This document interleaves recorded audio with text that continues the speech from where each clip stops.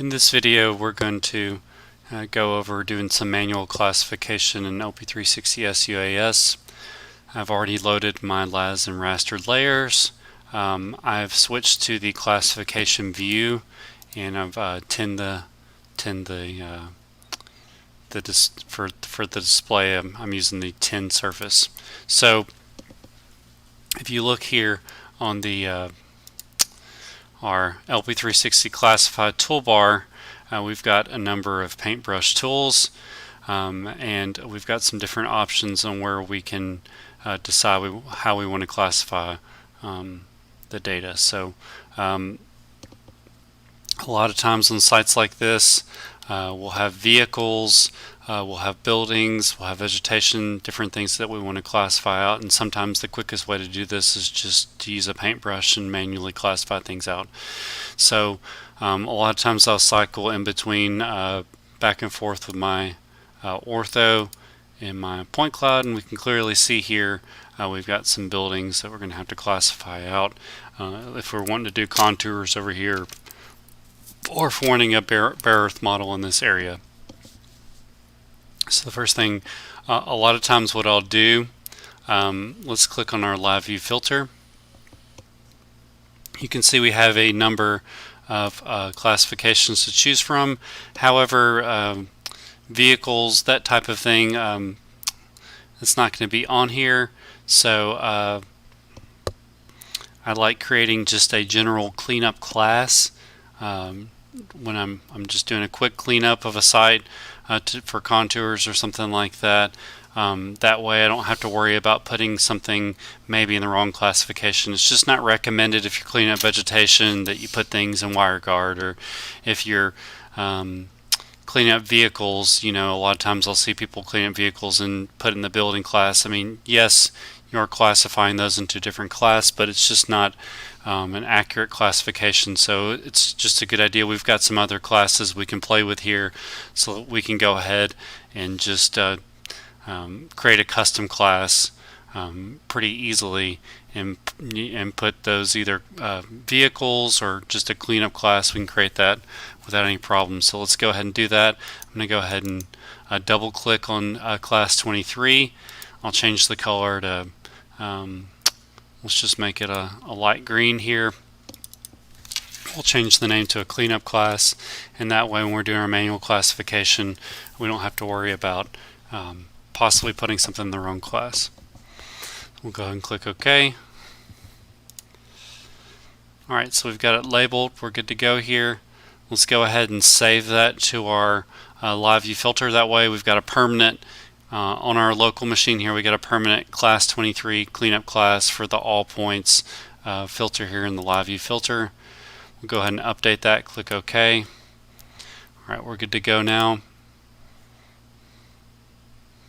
So as I mentioned, we've got some paintbrush tools here in the classify toolbar. Let's wait for a second while this closes.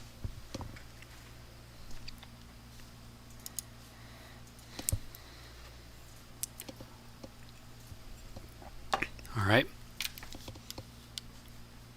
so we're going to switch our destination class for our classification to a cleanup class, and also in an earlier video we created a unclassified live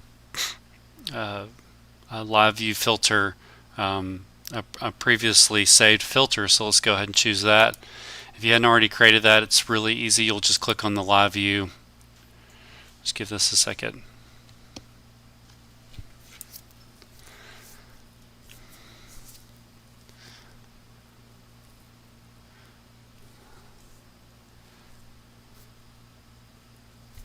Okay, so you can just pretty easily uncheck all your classifications, check your created never classified, and then save this as a new unclassified filter. Okay, so that's how you would do it. I'm not going to save those changes. Just give this a second. So in our classified toolbar, we've got a large circle paintbrush, just as you would think it would be. It's just going to show up as a little circle on the screen. You hold down the left mouse button to paint, and wherever you've painted, it's going to turn the points into a white color. You'll hit spacebar to confirm that classification. You can just simply hit escape if you don't like what you've done. So you can use that. If you hold down Control and press the up or down arrows, you can make the paintbrush bigger or smaller. Same way with the square one. So I just chose the square option, or rectangular option. So if I hold down Control, press up or down on the arrow keys, I can increase the size vertically. If I do the left or right arrow keys, it's going to increase or decrease the size horizontally there. So you can see what's going on. So I usually like to use the circle paintbrush. You can also classify points by polygon, just like we've been doing polygons in other videos. You're going to left click to start drawing the polygon. Just left click a shape, just moving the mouse and left clicking, and then you'll double click to finish this. Well, actually you don't have to double click on this one. You'll just hit spacebar to confirm when you've made the shape the way you want it to be. So I'm just going to go ahead and hit escape right here. So we've got a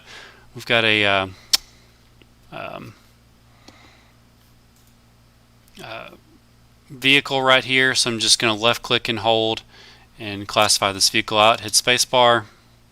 You can see because I'm viewing this in the unclassified view, it just basically shows me taking out the vehicle. If I go back to all points, you can see the classification that was done.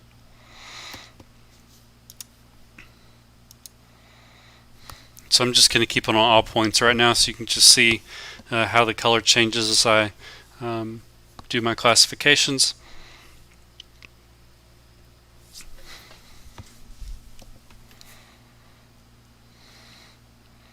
Alright, so let's just do a quick classifying this building out. So I'm just going to use Control up or down arrows to change the circle paintbrush to the size I want. It's just very quick and easy to make those edits. Okay. You can see the changes we've made. I'm just going to switch back to unclassified. You can see how it's changed the point cloud. I'm just going to pull up the 3D view. I like pulling up the 3D view from time to time just to see, you know, what does this look like in the 3D view, the changes I've made. You can get a pretty good idea in the map view, but the 3D view just gives you another dimension to look at. In a second here, we're going to go over classifying the profile view and looking at things in the profile view too. Alright, so it's going to pull up on your right side. You can see the voids there. Okay, I'm going to go ahead and tint the surface. So that's the surface you look at. So you can see clearly the areas we've missed as far as classification. You can see on this side classification went pretty well. Okay, so I could keep playing with this and do some more classification in here. Let's do some classification in the profile view here. So I'm going to go ahead and choose the profile view right here. Okay, left click once, left click again, and then once I've determined, I'm moving my mouse to determine my width, left click again to finish. Alright, so you should see a profile view on the bottom. I'm grabbing the top of it. Here you can see there's a little icon for me expanding the window. I'm going to do that. Okay. Alright, and I'm going to choose the classify above line option. So in the profile view we have the paintbrush tools just like we had up here. We'll have destination classes just like up here as well. So let's go ahead and choose that cleanup class. You can see it showing up just fine in our little drop down here. One other thing I'd like to mention up here in the map view as well as the profile view,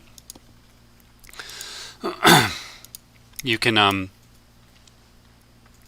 modify your source selection filter. So essentially you're saying, hey, I don't want to, when I'm doing my classifications, I want to leave these classifications out. So let's say I had a bunch of points classified to ground, or if I had some low noise points that I classified, I don't want to interfere with those, so I'm going to uncheck those and click OK. So that means that if I had some points in that area that I was classifying in those classifications, it's just going to ignore my classification for those classes and leave those points in those classes that I had unchecked. Alright, so same way in the profile view, you've got the same option. Okay. Alright, so let's go ahead and like I said, we had the paintbrush tool, just like different sizes, and you can hold down the control key and press up or down on the arrow keys to change your size, just like in the map view. So you can see I just classified that. We can also do above and below line, so I'm going to go ahead and choose above line, and I'm going to use my scroll wheel to move the profile view. You'll see it move in the map view. Just going to zoom out just a touch, so there's a zoom function here. I'm going to hold down the left mouse button and move the mouse to zoom in and out. You can see I've missed some points as far as classification right there. You can see they're kind of dangling in the air there. So I'm going to classify above line. So I'm just left clicking with that crosshair. I'm just going to hit spacebar to confirm, just like I did in the map view when I was classifying. I hit spacebar to confirm that I wanted to classify that. And again, I can use the arrow keys or the scroll wheel, and I'm moving. You can see the profile view moving along. Okay. So I can just step through and do all the classification I want to do, essentially. Alright, so I think we've stepped through now, and you can look at our 3D view. I don't know if you've been paying attention but of the 3D view, but as you can see, that's been updated as we've been classifying as well, and those areas that we had issues with are classified properly now. So you can see how quickly and easily we can just do a little manual classification to fix those areas. Let's just classify a couple more areas just to demonstrate this a little bit better. We've got, looks like, seeing I'll toggle my LAS data on and off as well. Looks like we've got a residual artifacts here with this truck driving through in the point cloud. So we can just really quickly in the map view, okay, press spacebar and gets rid of it. So one thing I didn't do in the profile view, I'm going to switch to classified view, and we've in the profile view, we've been in the unclassified filter just like in the map view. Let's switch back to all points. See what that looks like. You can see in the profile view. Let me go ahead and change the profile view to this area. Just give me 1 second while this is loading.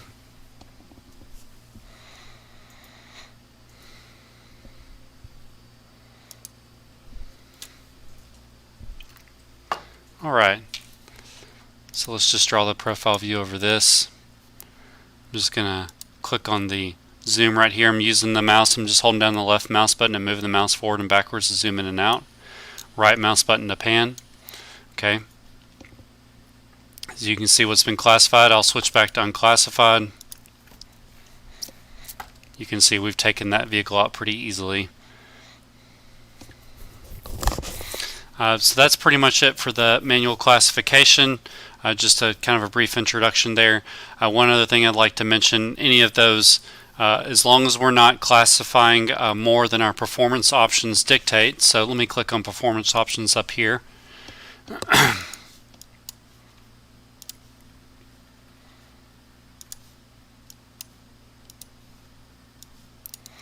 So if we go to our performance options, it's telling me the maximum number of points to retrieve. Let's see here. So this is the maximum number of points to allow the edit manager to enable. So if I classify more than 500,000 at a time, I'm going to get an error message saying, hey, we can't revert back once you classify it. I can increase this number and classify. I can increase this number as much as I want. It just could affect performance. That's why we have these set to these default values, just so your performance is not affected. You can raise as much as you want, and you can have more editable points, but it would just maybe take longer for the computer to process that. But essentially, you can see here I have an undo and redo classification buttons. You can see in the profile view that vehicle came right back when I hit undo redo. Same in the profile view, you can undo and redo those classifications. So if you made a mistake in your classification and you're below that number of points that's in your performance options, you can undo and redo your classifications as well. So it's just a easy way to do some quick classifications with a point cloud.